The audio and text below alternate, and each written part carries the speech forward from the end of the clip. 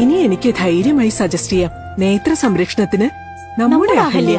Ahalya foundation eye hospital, കേരളത്തിൽ എല്ലായിടത്തും.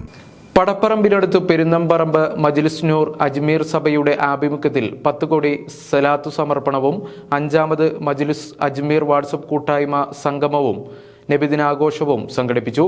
സയ്യിദ് ഹാരിസ് തങ്ങൾ ജമലുല്ലൈലി പരിപാടി ഉദ്ഘാടനം ചെയ്തു.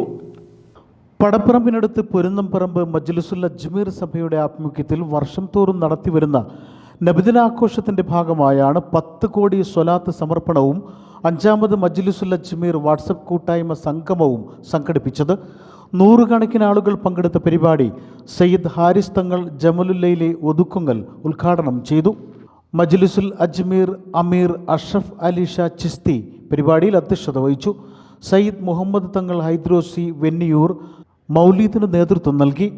സയ്യിദ് ജമലുല്ലൈലി തങ്ങൾ വള്ളുവമ്പ്രം, സയ്യിദ് സ്വാലിഹ് തങ്ങൾ ബാഫക്കി മറയൂർ, സയ്യിദ് കുഞ്ഞിക്കോയ തങ്ങൾ ഹൈദ്രോസി ചെറുകര, സയ്യിദ് സൈനുൽ ആബിദ് തങ്ങൾ ജീലാനി വരണാക്കര എന്നിവർ ദുആക്ക് നേതൃത്വം നൽകി.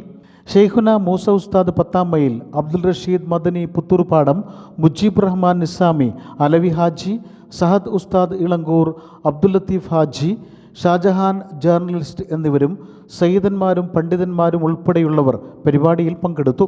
പരിപാടിയോടനുബന്ധിച്ച് അന്നദാനവുമുണ്ടായിരുന്നു. News bureau, Perinthalmanna.